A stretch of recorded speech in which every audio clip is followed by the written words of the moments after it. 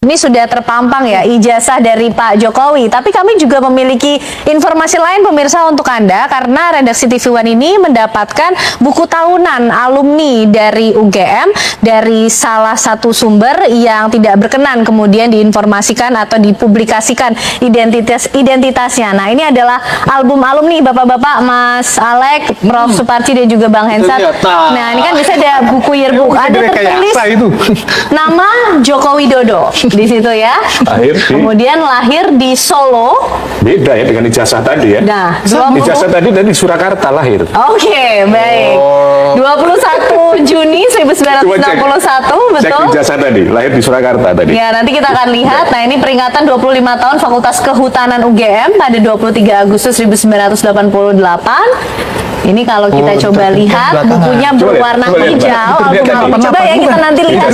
Diterbitkan 88. Oke, kita bandingkan nanti dengan ijazah yang kemudian sejak awal tadi kita lihat. Bisakah kemudian dibuka kembali untuk buku tahunan ini, pemirsa? Paling tidak ini kemudian juga menambah lagi ya bahan kemudian perbincangan kita malam hari ini. Coba kita lihat ijazahnya. Nah, ini Bro, lahir di kita coba lihat Surakarta. Lahir di Surakarta. Tadi tadi di Solo. Betul. Ada perbedaan di situ ya, lahir di Surakarta dan juga lahir di Solo, meskipun tanggalnya berbeda. Nah, nih tanggalnya sama meskipun tempatnya satu di Surakarta, satunya di Solo. Nah, jadi kembali ke menjelaskan ijazah yang milik saya itu, yang kemarin tidak saya bisa jelaskan, itu adalah 15007 ini 15007 itu adalah menunjukkan nomor alumni UGM saya. Jadi setelah 1 tahun kemudian Pak Sumaryo kan tadi 13.000 sekian, sekarang 15.000 sekian ya, karena dari seluruh UGM itu sekarang saya alumni ke 15.007. Oke. Kemudian STBWT adalah inisial nama dekan dan sekretaris, karena masih sama, belum berubah ya. Dekannya masih Pak Sutoyo Cokrodiharjo dan sekretaris fakultasnya adalah Bomo Vikantioso. 79 adalah tahun kelulusan ini, 79. TGDST itu adalah teknik geodesi dan ST itu sarjana teknik. Kemudian 6923 itu memang kode jurusan teknik geodesi 69, dan saya adalah alumni ke-23. Jadi Pak Sumaryo tadi alumni ke-16, setahun kemudian cuma nambah sekitar, jadi udah mulai banyak itu. Udah mulai banyak, cukup banyak. Itu tambah 7 orang kan, 1 tahun, dalam 1 tahun itu. Jadi itu. Jadi saya kira ini sudah jelas. Fakultas Teknik sudah jelas. Nah, kemudian cuma persoalannya dengan ijazah yang sekarang ini beredar dan dianggap sebagai ijazahnya Pak Jokowi ini, itu ijazah yang kopinya beredar sebagai milik Jokowi, serba misteri ini. Lihat, nomornya kok hanya 1120. Apa makna ini? Tidak ada bermakna sama sekali gitu. Apa yang ditunjukkan oleh angka ini? Saya sangat curiga kalau misalnya Fakultas Kehutanan betul-betul manajemen manajemen pencatatan alumninya seburuk ini. Saya tidak percaya itu. Selain itu juga angka 1120 ini kok kayaknya ditulis asal-asalan ini persoalannya. Ya, sampaikan kepada yang mulia majelis hakim bahwa yang dipergunakan sebagai bukti yang tadi tunjukkan ijazah itu yang disampaikan oleh penggugat itu adalah ijazah almarhum kakak saya, majelis. Yang ijazah almarhum kakak saya ketika beliau menempuh pendidikan di Fakultas Kehutanan Universitas Gadjah Mada. Yang saya ketahui beliau sebagai mahasiswa tahun 1979. Ijazah kakak saksi ya? Ya. Namanya? Kakak saksi namanya Bambang Rudi Harto. Bambang Rudi Harto ya. Iya. Rudi Harto. Memang saksi kan punya berapa saudara? Ada kami berdua majelis. 2 saudara ya. Ya. 2 saudara. Saya yang paling kecil. Yang Saya kecil, bungsu. Oh bungsu, jadi 2 ya. Iya. Yang tadi Bambang Rudi Harto. Rudi Harto. Rudi Harto yang pertama. Yang pertama. Anak pertama, anak kedua saudara. Betul, majelis. Kedua ya. Bapak Ibu namanya? Bapak namanya Sukirna bin Surya.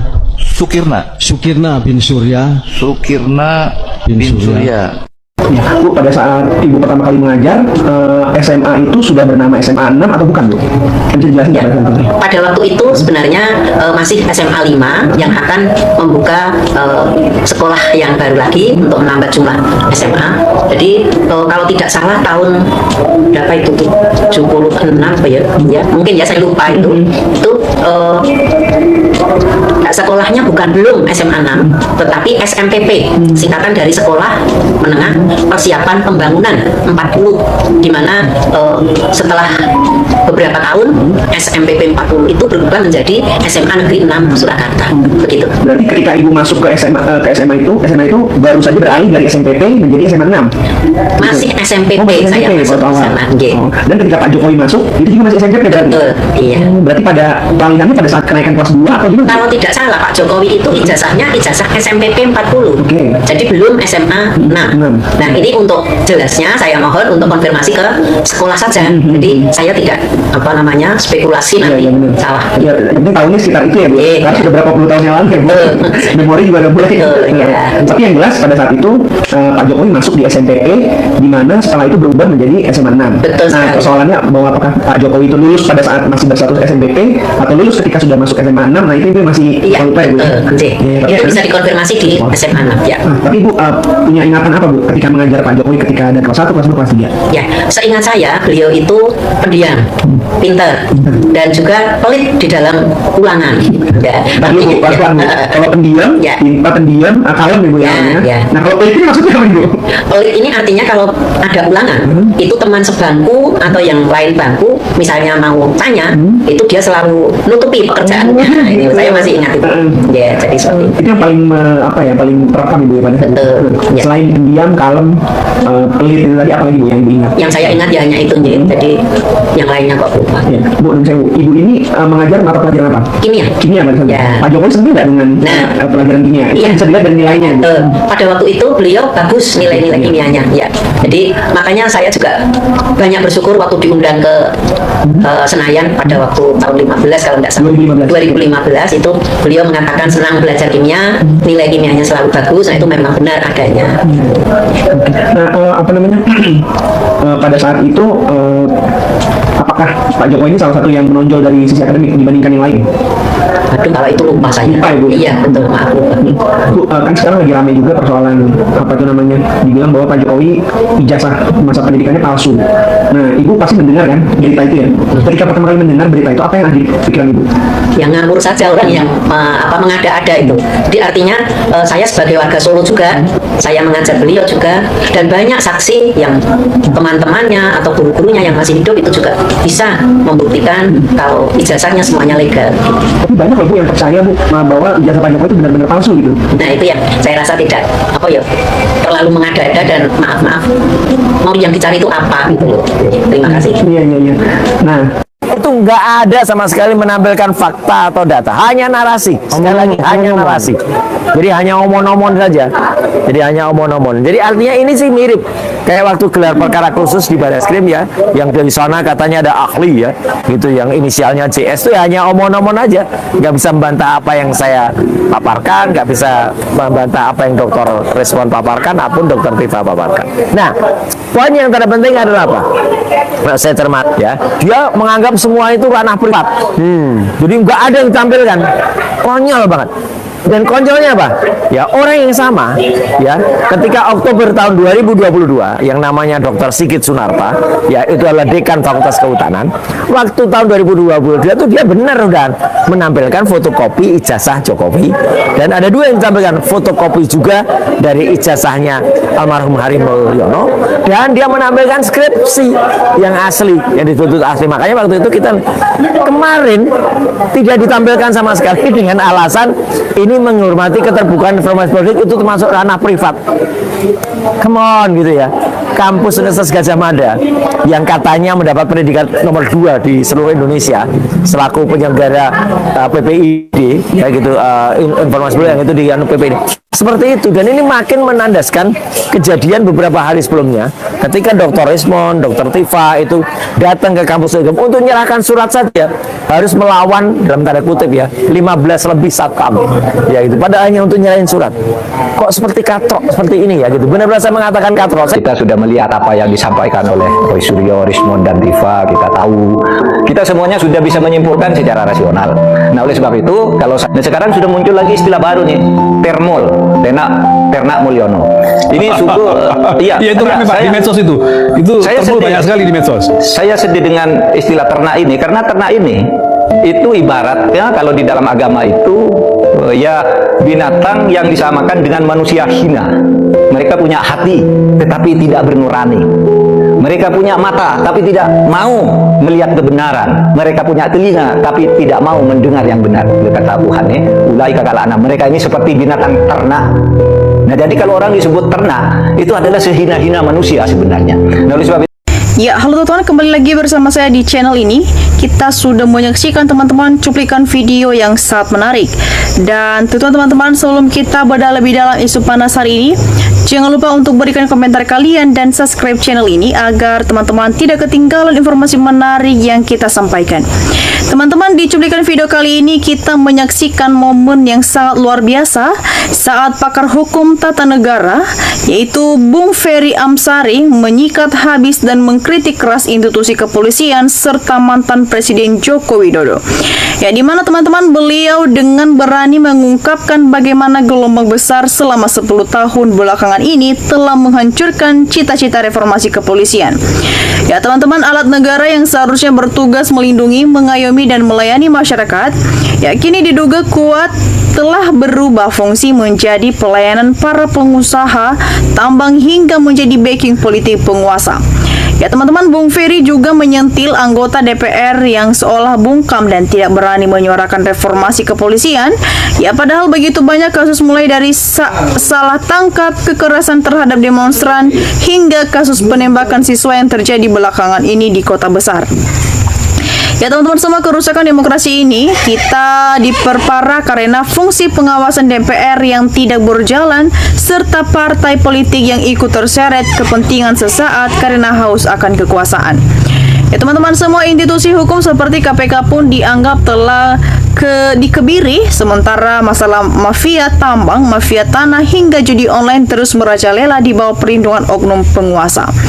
Ya teman-teman semua, kita tentu miris melihat kondisi ini di mana polisi seharusnya netral. Ya ini mereka mengayomi dan menjadi penengah bagi seluruh rakyat Indonesia. Ya bukan malah melakukan tebang pilih demi pemesanan penguasa dan pengusaha. Ya kita harus menyuarakan kebenaran ini teman-teman dan menolak keras cara-cara mereka yang merusak konstitusi agar demokrasi di Indonesia ini tidak hancur sehancur-hancurnya. Ya teman-teman semua, bagaimana tanggapan kalian mengenai kritik pedas dari Bung Ferry Amsari ini? Ya teman-teman, mari kita berdiskusi secara sehat di channel ini dan mari kita untuk terus men-share video ini ke teman-teman kita yang lain agar banyak teman-teman kita yang melek akan politik. Ya teman-teman, di sini juga kita melihat di kolom komentar di bawah ada kritik dan komentar dari teman-teman kita dan mari kita lihat bersama teman-teman bagaimana perkembangannya. Ya teman-teman, di sini disampaikan oleh teman kita Satrio. Di sini dia berpendapat tugas utama aparat seragam coklat sudah tidak tahu arah, sepertinya terjebak oleh laju politik.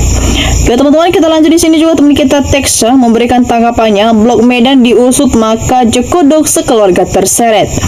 Ya teman-teman, Andi Pilang memberikan tanggapannya. Pak Amsari, anggota DPR itu cuma cari uang memperkaya diri sehingga buat hati polisi sudah jelas salah jalan.